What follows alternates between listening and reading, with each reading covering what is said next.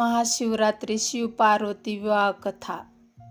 सृष्टीच्या प्रारंभीपासूनच दिव्यशक्तीचा खेळ सुरू होता.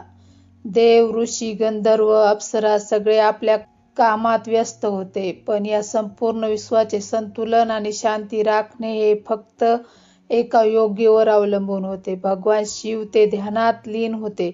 त्यांच्या शांत आणि प्रचंड तेजस्वी रूपाने सृष्टीला स्थिरता दिली. त्या काळात राजा दक्षाची कन्या सती जन्मली.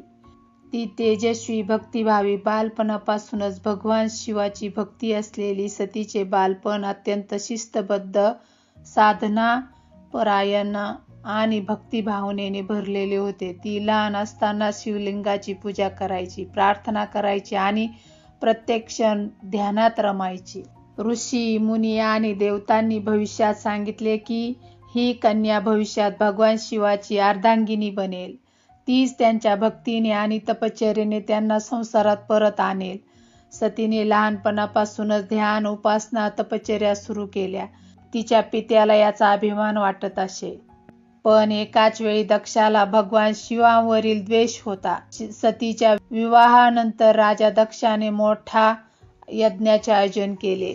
त्यात सगळ्या देवतांना आणि ऋषींना निमंत्रित केले, पण भगवान शिवांना बोलवले नाही. सतीने पित्याला विचारले, पिताजी, तुम्ही शिवांना बोलवणार का नाही?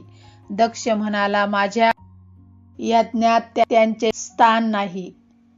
हे ऐकून सतीच्या हृदयावर प्रचंड दुःख भरले. त्याने यज्ञकुंडात प्रवेश करून आत्मदहन केले. हे पाहून भगवान शिव प्रचंड क्रोधित झाले. त्यांनी वीरभद्र निर्माण करून यज्ञकुंडाचा विध्वंस केला. देवतांमध्ये भय पसरले आणि संपूर्ण सृष्टी शोकात डुबली.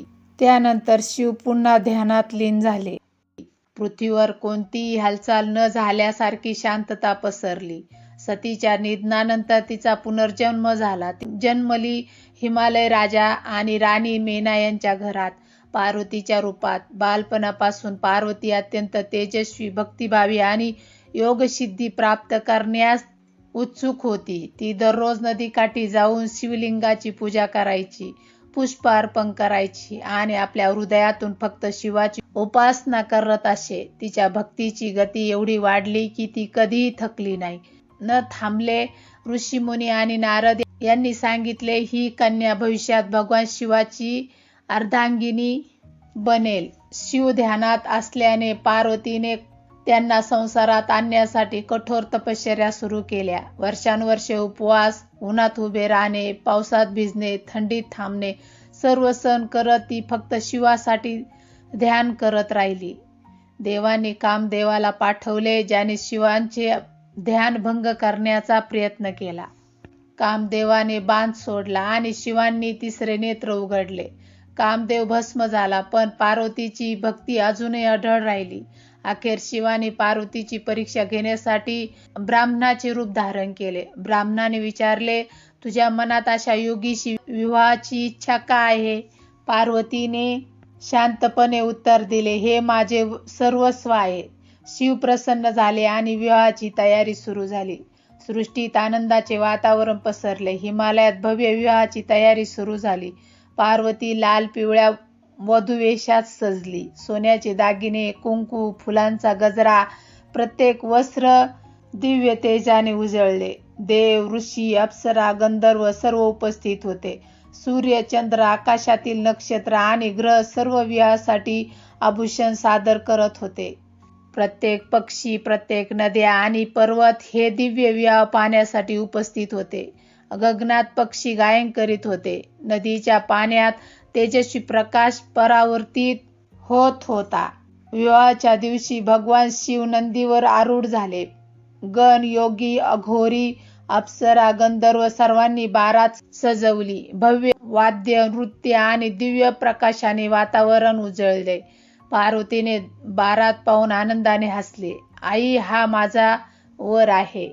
शिवांनी आपले सौम्य रूप दाखवले आणि दिव्य तेजाने संपूर्ण परिसर उजळला. मंत्रोच्चार सुरू झाला. शिव आणि पार्वतीने 7 फेरे घेतले. सर्व फेरे जीवनाच्या 7 अंगांचे प्रतिनिधित्व करतात. धर्म, अर्थ, काम, मोक्ष, कर्तव्य, प्रेम आणि समर्पण.